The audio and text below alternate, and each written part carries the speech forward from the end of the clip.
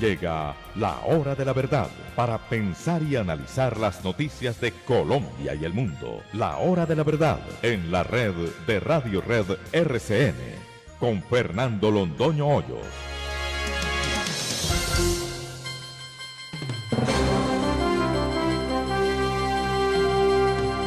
Muy buenos días. Son las 6 de la mañana de este viernes 1 de marzo del año 2019. Ya dejamos atrás el segundo mes del año, entramos en el tercero. Qué rápido corre el tiempo. 1 de marzo. Esta es la hora de la verdad y estos temas y asuntos que trataremos con ustedes en el curso de las próximas horas.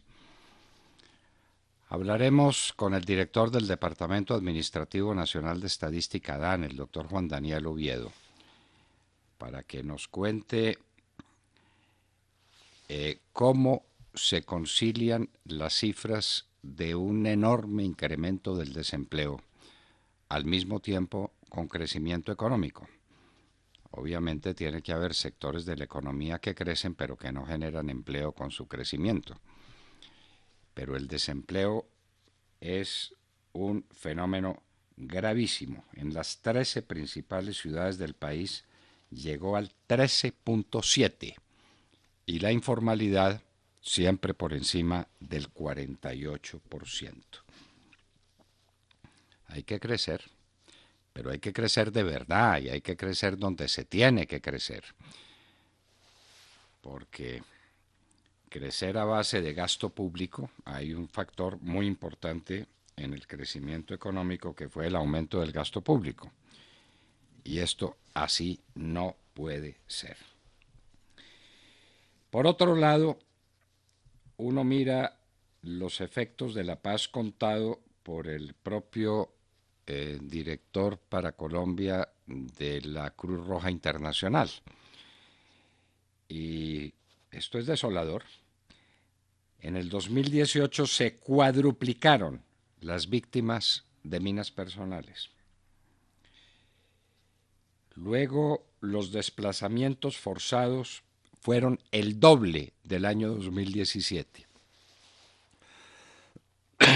Menos desaparecidos, 52 con respecto a 79. Y entonces se preguntan, ¿esto cómo es? Y el señor dice que es que hay un cuádruple conflicto armado en Colombia. Cuádruple, ya no tenemos un conflicto armado, sino que tenemos 4 para la Cruz Roja Internacional. Y ese conflicto se presenta con el ELN, con el EPL, con el Clan del Golfo y con las disidencias. 4 figuras, 4 nombres y un solo fenómeno verdadero. El narcotráfico. Este señor apenas lo menciona así de soslayo para no admitir el rotundo, el tremendo fracaso de los diálogos de paz con las FARC y sobre todo del famoso documento de las 312 páginas. En enero del año 2019, la rentabilidad de los fondos en Colombia fue 14 veces la de todo el 2018. Que nos expliquen eso. En el 2018 ganaron 404,000, cosa por el estilo, millones de pesos, y en el mes de enero del 2018 se ganaron más de 5 billones de pesos. ¿Eso qué significa? ¿Eso qué es? ¿Quién lo cuenta? Lamentablemente, el doctor Montenegro es muy remiso con la prensa y particularmente con nosotros para que nos dé una explicación, y una explicación que cualquiera pueda entender. Es que esto no tiene ninguna consistencia con nada. Nada se disparó en el mundo 14 veces en su valor para que sea posible explicar este fenómeno. Estudiantes de la pedagógica, los futuros maestros, asaltaron un bus, hicieron bajar a toda la gente a la fuerza y al bus lo volvieron pedazos. Y esos serán los maestros de Colombia. Esto no puede ser. Pero bueno, la policía está muy ocupada con las empanadas y no pudo detener a estos encapuchados que cometieron estos desmanes. El Contralor General dice que disminuye la inversión y mantenimiento de equipos de las fuerzas militares y que eso les puede quitar capacidad operativa, pues es apenas elemental. No hay inversión en equipos, no hay inversión en mantenimiento, entonces los equipos que teníamos empiezan a mostrar fallas y no hay capacidad operativa en el momento en que más debiéramos necesitarla. Lo único que funciona con las fuerzas militares son los ataques infames que se le hacen desde la izquierda y desde el señor Vivanco de Human Rights Watch, fletado por Soros para producir estos efectos contra las gloriosas fuerzas militares de Colombia. Ya ni plata les dan. El canciller Arreaza nos amenaza. Dice que Venezuela no quiere la guerra con Colombia, pero que Colombia tiene que hacer lo que debe hacer. Es decir, que si se porta mal, ya verá. Y están cargando con toda clase de materiales pesadísimos los puentes para que nadie pueda pasar. Y se está afectando la estructura de los puentes. Y este daño, ¿quién lo paga y cuándo se repara? Ayer estaban en pleno juicio Ángela María Buitrago, ¿recuerdan ustedes? La fiscal que se inventó una diligencia en la escuela de caballería, diligencia que nunca hizo, con un cabo del ejército que le dio declaraciones y declaraciones fulminantes sobre lo que ella quería que le dijeran, y quedó demostrado que ese cabo nunca estuvo en Bogotá y mucho menos en esa época, y que nunca estuvo en la escuela de caballería en una diligencia. Pero la Corte estaba juzgando el caso, obviamente para producir una absolución anticipada de su amiga, porque uno de los magistrados de la Corte es el compañero permanente de la señora Ángela María Buitrago, y eso no les pareció suficiente a los demás colegas de la Corte para reconocer que había un impedimento monstruoso. Aquí ya los compañeros permanentes juzgan a las compañeras permanentes. Por Dios. Rusia y China bloquearon en el Consejo de Seguridad la propuesta de los Estados Unidos para exigirle a Venezuela que deje entrar la ayuda humanitaria para un país que se muere de hambre y de necesidades médicas. Y Rusia y China, la propuesta de Estados Unidos tuvo los votos suficientes, pero Rusia y China ejercieron el derecho de veto.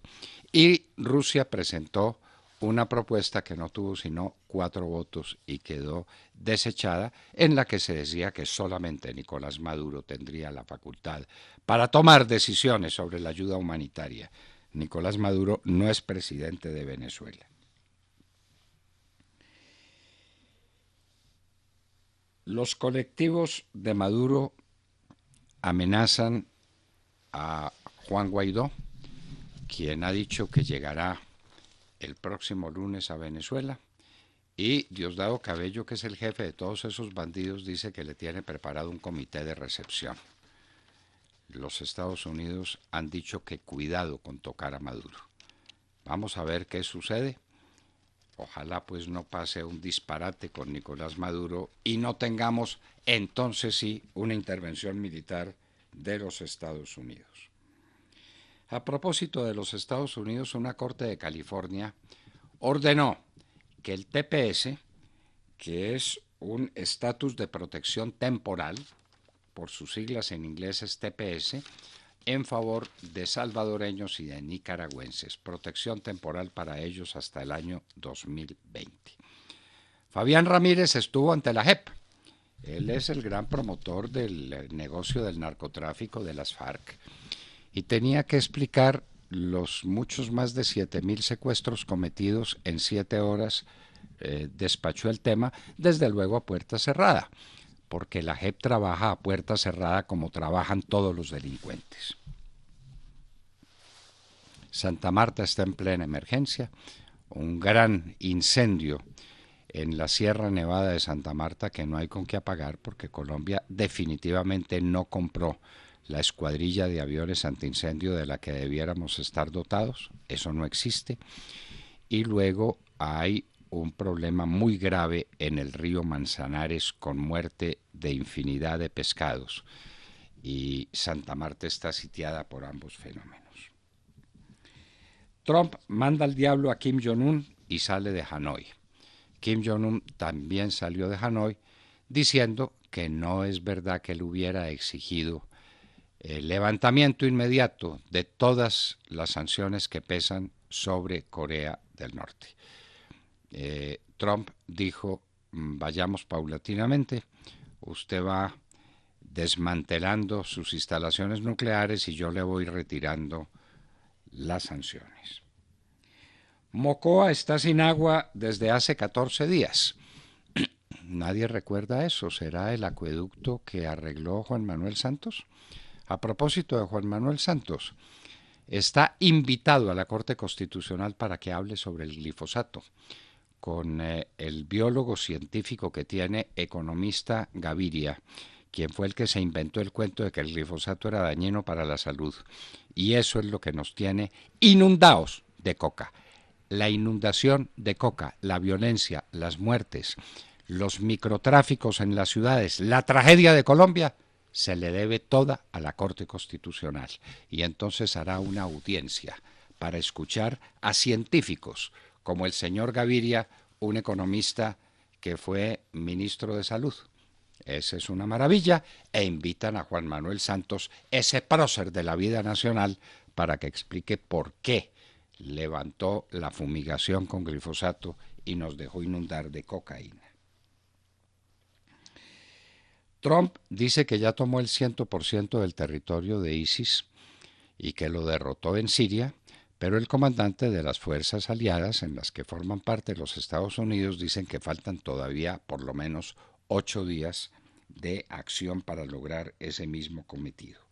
Al-Shabaab, también un organismo terrorista islámico, en Mogadiscio, Somalia, ataca otro hotel. Les fascinan los hoteles. Al menos 10 personas muertas. ¿Quién vuelve a esos sitios de turismo? Nadie.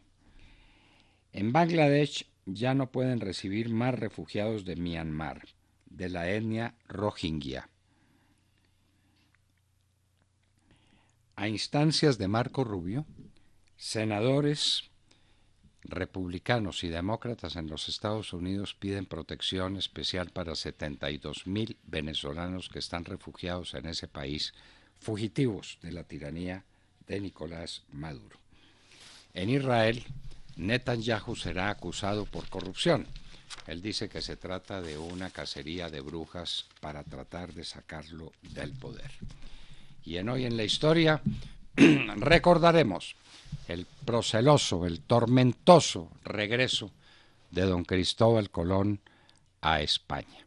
Casi se pierde todo el descubrimiento porque Cristóbal Colón, victorioso de la más grande hazaña que recuerden muchos siglos, con la llegada a América, casi no puede regresar a España por las tormentas de ese mes de febrero y de comienzos de marzo, el peor invierno que recordaran los pobladores de las costas de Portugal y de España y también de las Islas Azores. De todo esto y de mucho más hablaremos con ustedes en las próximas horas en La Hora de la Verdad. Y los invitamos a seguirnos a través de nuestra señal de audio en alta calidad en TuneIn, en donde nos encuentran como La Hora de la Verdad. Igualmente los invitamos a sintonizarnos en los diales 710 AM en Medellín, 1200 AM en Cali y 970 AM en Bogotá. Y recuerden que estamos presentes en nuestra cuenta de Twitter, @Hora de la Verdad, a través de la cual pueden seguir el minuto a minuto de nuestras emisiones. Los invitamos también a seguir nuestra transmisión a través de Facebook Live, con nuestra señal en vivo y todo el contenido de nuestras emisiones, que está disponible en nuestro canal en YouTube. Y recuerden que también pueden escucharnos en vivo y diferido a través de nuestra página web y dejarnos todos sus comentarios a través de nuestro chat en esta dirección: www.lahoradelaverdad.com.co. En Colombia son las 6 de la mañana, 16 minutos. Comenzamos ya. Bienvenidos. En la red de Radio Red RCN, La Hora de la Verdad, con Fernando Londoño Hoyos y su equipo periodístico. Navales de Barranquilla, pues es un buen momento para decir en Barranquilla me quedo.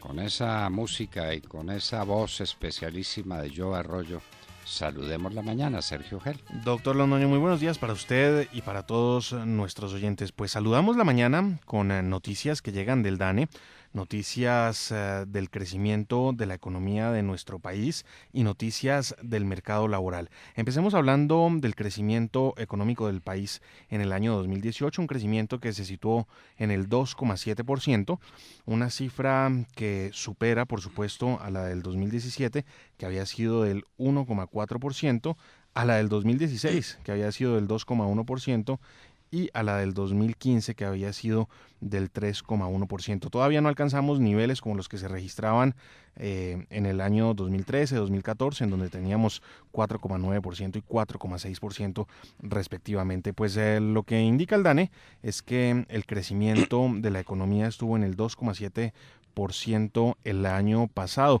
jalonado principalmente por el sector de las actividades profesionales, científicas y técnicas. Esto tiene actividades de servicios administrativos y de apoyo a un sector que creció en el 5%. Detrás de este se ubicó el crecimiento del gasto en la administración pública, defensa, educación y salud, un crecimiento del 4,1%, y detrás pues ya estaban actividades financieras y de seguros, actividades de información y comunicaciones y el sector de comercio al por mayor y al por menor. Con todo esto se compone esta cifra, una cifra del 2,7%, que sigue siendo una cifra muy débil para una economía como la nuestra. Insisto, veníamos de niveles mucho más altos, pero es una cifra que muestra de todos modos una recuperación frente a lo que fue el año 2017, que fue un año muy, pero muy complicado. Entre tanto, la cifra de empleo o de desempleo, porque mientras la economía crece, el desempleo pues también crece. La cifra de desempleo llegó al 12,8%. Esta es la cifra que se reporta para el mes de enero de este año y es la más alta para un enero desde el año 2012. El 12,8% supera al promedio latinoamericano, que está en el 7,8%. Estamos muy por encima en desempleo que los demás países de la región, o que toda América Latina en conjunto, que suma el 7,8% de desempleo. ¿Qué está pasando en materia de empleo? Pues tenemos un 43,7% de trabajadores por cuenta propia, un 2,9% de jornaleros, un 3,8% de obreros o empleados del gobierno, un 3% de empleados domésticos y un 38,5% de obreros o empleados particulares. Sigue marcando de manera fuerte, podríamos decirlo, esta cifra que siempre hemos cuestionado mucho, la del trabajo sin remuneración, que al 0,2%, mientras que patrones o empleadores pues es del 3,9%. El desempleo pues es uno de los temas que ya tendremos oportunidad de discutir con el director del DANE, quien estará ahorita más adelante con nosotros al aire y quien nos puede dar más detalles de cómo se está comportando el mercado laboral. Lo cierto es que pues tenemos un desempleo al alza, esto en momentos en que la economía pues parece recuperar algo de terreno. Me refiero a la cifra del crecimiento económico del año 2018. Es algo que pues no comprende uno, como mientras la economía crece, mejora en algo, pues el desempleo aumenta. Ya el director del DANE quizá nos pueda dar más detalles y más información de por qué se produce este fenómeno, pero lo cierto es que el DANE revela ayer tanto la cifra de desempleo, que va al alza, una cifra que ya supera los 2 dígitos y lo hace con creces al situarse en el 12,8%, y un crecimiento económico del 2,7%, un crecimiento muy, pero muy bajo, pero pues por supuesto que contrastado con la cifra del 2017 es una mejora lo que se tiene en materia de crecimiento económico en nuestro país. Como usted lo dijo, tendremos un poco más adelante al doctor Juan Daniel Oviedo, director del Departamento Administrativo Nacional de Estadística, DANE, hablándonos precisamente de estos temas. Bueno, hay una fuente de información que me dice que ya la JEP tomó la decisión de no extraditar a Jesús Santrich. ¿Será cierto? ¿Será un rumor? ¿Será una fake news? Estamos verificando la información y en ninguna parte aparece todavía, por lo menos, esa noticia, doctor Fernando. ¿No aparece en ninguna parte? No. Pero, pues, yo la tengo. En fin, miremos a ver si es cierto, porque puede ser un rumor como tantos que circulan por todas partes, pero no quisiéramos dejar eso a la deriva cuando hay alguien que está diciendo que ya la JEP tomó esa determinación. Vamos a ver qué sucede. Vanessa Araujo. Doctor Fernando y queridos oyentes, muy buenos días. No queremos guerra, pero Colombia debe tomar decisiones correctas. Esta fue la amenaza que hizo a Colombia el canciller de Maduro, Jorge Arreaza, el mismo al que más de 60 delegaciones dejaron hablando solo. Mientras él daba un discurso ante el Consejo de Derechos Humanos de la ONU, alrededor de 60 países se salieron del recinto. Arreaza también dijo ayer, abro comillas, lo que pasó el fin de semana fue una gran operación de propaganda de los Estados Unidos y Colombia prestó su territorio para agredir a Venezuela, un acto hostil y casi que prebélico, cierro comillas, esto refiriéndose al intento de la oposición de entrar ayuda humanitaria para salvar las vidas de miles de venezolanos.